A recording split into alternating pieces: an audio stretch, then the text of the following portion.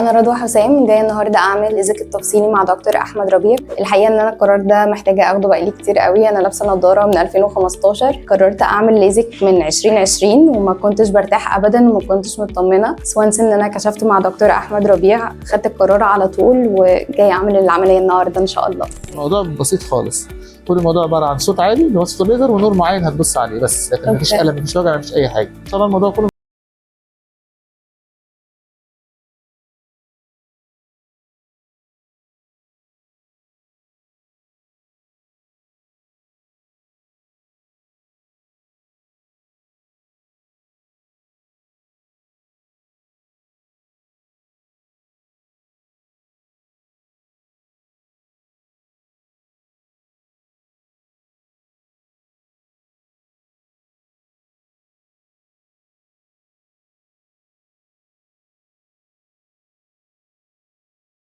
دي بقى تحت كام بقى الرقم ده؟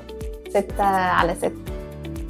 النهارده ما عداش 24 ساعه على عمليه الليزر التفصيلي مع دكتور احمد ربيع. انا مش حاسه ان انا عامله عمليه اصلا، كل حاجه واضحه، مبسوطه جدا بالنتيجه، والدكتور قال لي ان كمان لسه الوضع هيتحسن، فانا مش عارفه هيتحسن اكتر من كده ايه ما شاء الله.